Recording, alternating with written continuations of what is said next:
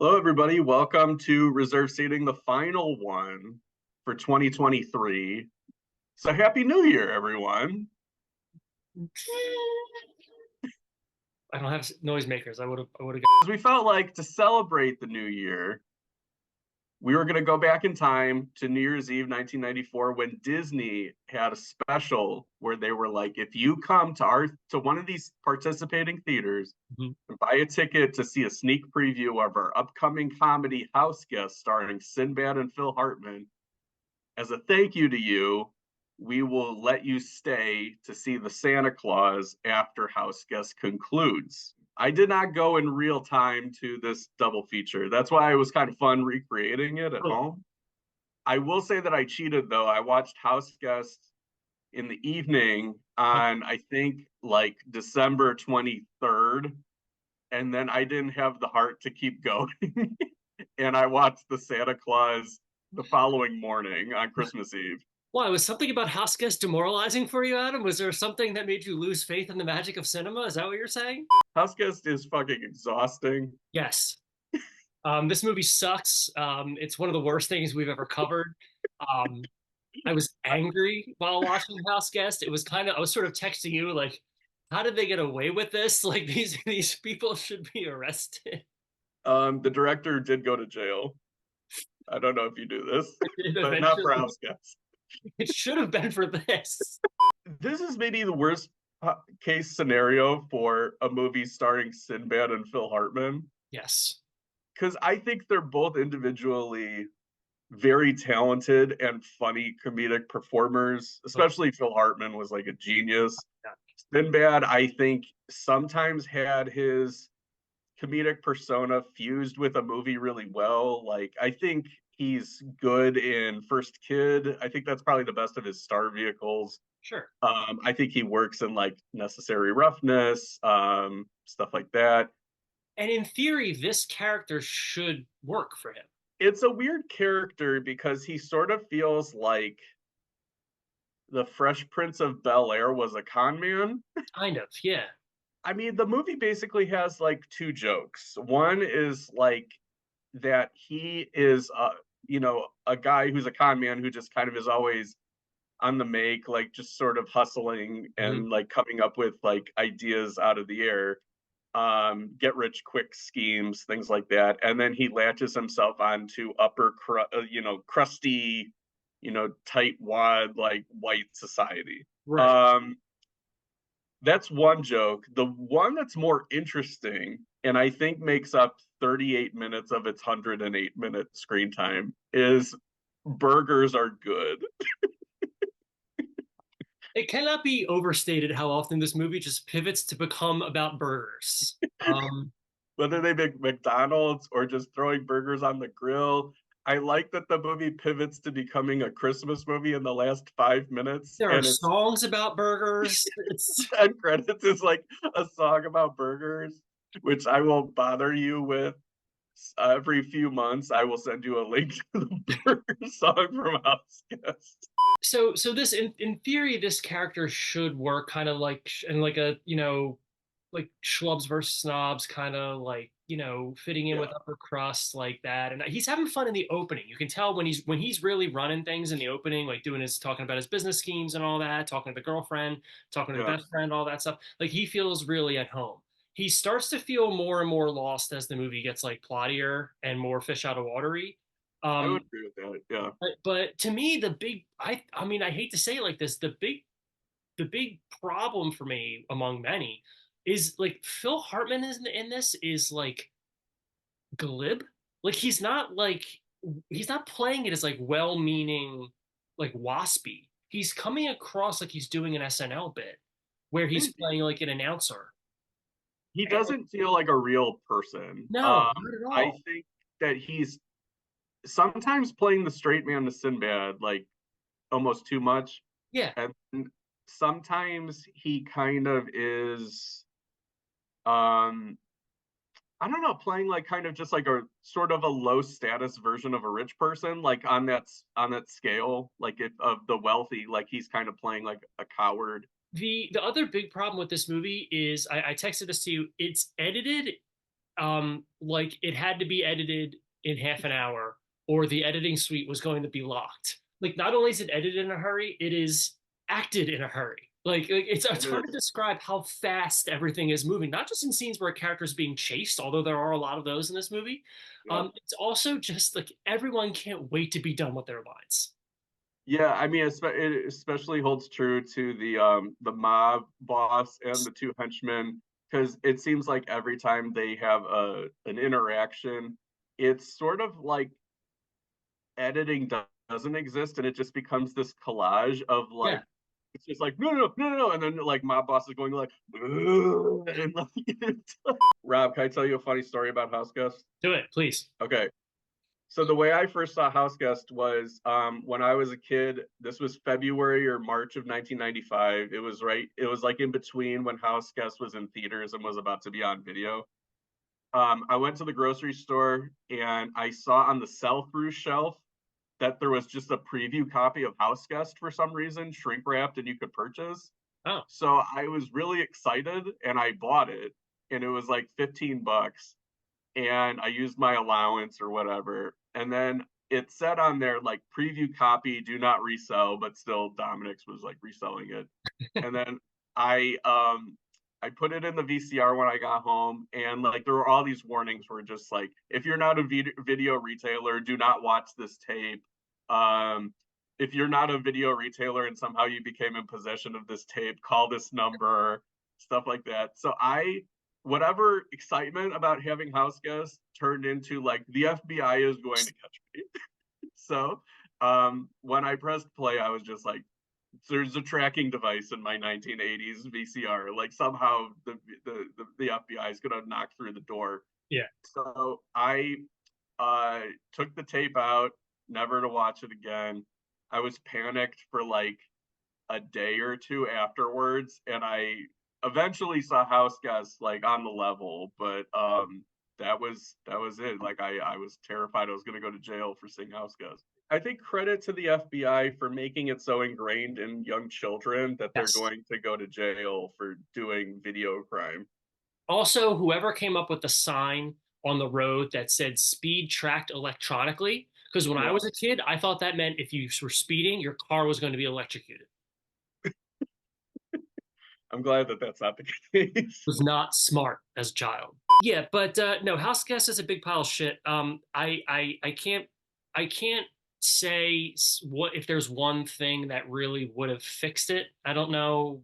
I mean, I think making it a lot shorter would have helped, shorter. It is because exhausting. 108 minutes is ridiculous. Yeah. And I think a lot of that is for whatever reason, once you add like bookies or mob guys or henchmen and stuff like that to like a comedy, it always seems to like it's over 100 minutes easy. It's just like Yeah, this that's a is good point. Yeah, it does always add. It adds. There's like a mafia tax. There's a vig on the end of the yeah. movie where you got to add a little extra. Like we always sort of like look with rose colored glasses at like these movies from the 90s. It's just like they were all better. It's like not all of them. Not Not all. all, That not all of them. being said, So yes. So the Santa Claus at this point was a big hit. It was already after the Christmas holiday. It was a movie that had like crazy good word of mouth mhm. and long legs in theaters. I had not seen the Santa Claus one in a while. Santa Claus one is a weird movie because we've joked before that it has like doctor's office production design. Like it Yes. doesn't it's like tacky and suburban in a way that's uncomfortable for a movie. I think the movie is really good at getting sincerity and Christmas spirit points, especially towards the end. I think that Tim Allen kind of like really buys and I feel bad complimenting Tim Allen because he's sort of the Steven Seagal of family comedies. Notorious asshole, and also giant snitch. Yeah, Yeah, and you know what yeah. happens? The snitches they become movie stars. I think he's really good at Yes. playing Santa at the end, like when he's bought in and wants to be Santa. Um, I think that he can be funny, like especially in some of the earlier moments. Some of it is like really like kind of tired, like home improvement jokes. It's like Uh, writers' room stuff where they're like throwing him alts like off screen, like, "Hey, make this joke this time. yeah, Say this thing, right?" And he's kind of just trying stuff. Yeah, but a lot of the jokes do work. there was nothing funnier to me at 12 than Denny's as an American institution Yeah, cut to Japanese businessmen. yeah. That was the height of comedy when I was 12. I should say I had never seen House Guest. House Guest, this was my first viewing, but The Santa Claus is a movie is one of those movies I know backwards. It's a movie Okay. that it wasn't even a Christmas movie for me. It was an all year. Like I would watch the Yeah. Santa Claus all year long. I know this movie. I know the beats of it. It's one of those movies where you remember line readings and all that. Like I just remember every single thing about this movie and watch I rewatched it for the first time a couple of years ago, having not watched it in a while. It is one of those movies that overall holds up and also like sort of explains a lot about me. Like, sometimes you watch old things, you're like, oh, that's why I'm all messed up. Like that's why I'm like this. um I look at like the way it sort of plays with belief, you know what I mean, that it's kind of about skepticism and it's kind of about a Yeah. mythology and sort of modernizing the Santa Claus mythology and all that and making it sort of work and asking intricate, interesting questions about how it might be a real thing. And there's so many elements of it that I think work really well.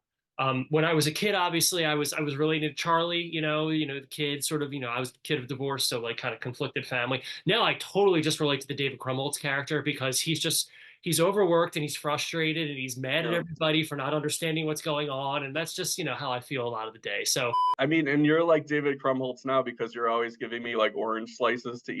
And you're you like, gotta yo, eat. I'm hungry. You gotta eat. We're gonna lose you through the season. You gotta eat. You You gotta gotta eat. eat. I knew the Santa Claus like front to back also like for a long time because I had like the VHS and I would watch it on pretty regular rotation.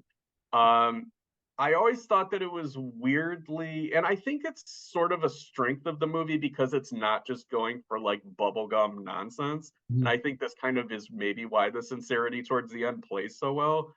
But there's a lot of like weird, not just divorce stuff, but also like questioning his sanity and like his body falling apart and things like that, where it's kind of upsetting. And Yeah. there's like some parts in the middle where it's like a kind of a tough hang. There's a few things I do need to call out because they've always been on my mind about the Santa Claus.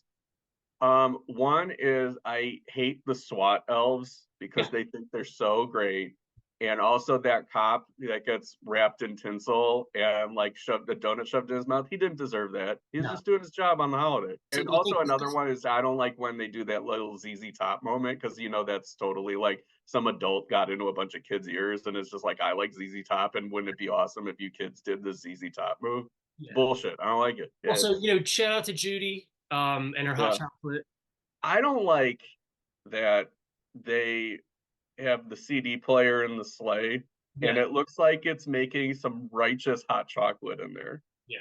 And then it turns it into a boring ass cookie. The Wendy Crewson character in this movie, I think that's the other kind of major point that really adds. Like, she's really this is a rough movie for her. This is Yeah. the worst year of Wendy Crewson's life. Like, where she thinks like her second husband is like this, trying to diagnose her ex-husband with this disorder, and he thinks he's Santa Claus, and her son won't believe her, and um, it's a she but she plays that mystery date monologue pretty well. The movie mostly looks like shit, but I like the gradual pushing in on her. She tells that story. A nice little moment there for her. For the when the actor is looking through the pages, do I take this role? Typically they'll look for like where's the meat, you know what I mean? Like Yeah. where's my monologue, And she must have gotten to the, two-thirds of the way through the script and been like, oh, okay, all right, I'll take the role. That sounds good. She had this right a year after The Good Son, where she dropped her son off of a cliff. I always think it's so funny that The Good Son takes place over a winter break, and then when they get back, they're just like, "Oh, so where's Henry?" And it's just like he was evil, and I dropped him off of a cliff. Yeah, so this movie or this double feature was a kind of a special gimmick for New Year's Eve. So two questions for you, Rob. If you say 7 o'clock show of house guest movie ends around 9, are you staying for the Santa Claus? There's two ways to think about it. Assuming I've seen the Santa Claus already, right? I've probably seen the Santa Claus once or twice already. The Yep. taste of house guests in my mouth would have done one of two things. Either I need to watch a good movie right away, Yeah. uh, to get this memory of a bad movie out of my head, or I'm just so exhausted that I just like I'm like I need to go home. In 1994 into 1995, I would say I probably would have stayed. Today, I would have gone home. I would have just been like, you know what, I can't take this. But 94, 95, I would have stayed. What about you? I would have done the exact same thing. Like in '94, I would have been excited about seeing the Santa Claus for what would have been the third time and stuck around. And also, I'm a kid, so what else am I going to do? What else are you gonna do? Got nothing else to do. If I'm an adult, I'm defeated by House Guest. I don't want to watch another movie. I might get McDonald's on the way home, but Oh, I also want to just watch like the news telecast of the ball dropping at that point. what is for you? Like we're recording this midweek between Christmas and New Year's, right? What Yeah. for you is the cutoff for Christmas movies? Like, do you still watch Christmas movies or holiday movies for the rest of this week? No, No. no. I start watching Christmas movies here and there after Thanksgiving. Right. And then I kind of ramp it up on maybe the 23rd, but definitely the 24th. It's like all day Christmas movies. The first part of the 25th, then I go to see family. Mhm. And then by the time I get home from seeing my family around like 8 o'clock at night, Christmas is done. So thank you very much. This was really fun. We will do another sneak and stay in the future. I saw one that's The Babe and Beethoven. I saw one that's Beauty and the Beast and Father of the Bride. I mean, there's some options. There's some good stuff There. out there. Yeah. Yeah. They also did this the Santa Claus is the carrot for watching a sneak preview, but it was with Rudyard Kipling's The Jungle Book, directed by Stephen Sommers. Oh. That movie kicks ass. It's Yeah. very underrated, and we should have done that. Ooh. Maybe next year. Maybe next year. Yeah. Well, every year we'll do a Santa Claus double. Yeah. Just watch Santa Claus again. We'll do this. We'll do Rudyard Kipling's The Jungle Book with the Santa Claus next year. The year after will be like on the same day, the Santa Claus and Interview with the Vampire were released. So we'll do that as a double feature. Every year is something with the Santa Claus. Mike month is just going to be the Santa Claus for time. So we will be back next week with our special Lump of Coal episode. Probable special guest Patrick Bromley will be joining us. Rob, do you have your Lump of Coal movie picked out? My lump of coal is the Super Mario Brothers movie. My Lump of Coal is What Happens Later, the Meg Ryan, David Duchovny romantic comedy. Until next time. Be a better house guest, everybody. Happy New Year. Happy New Year. Happy New Year. All they forgot all lang syne.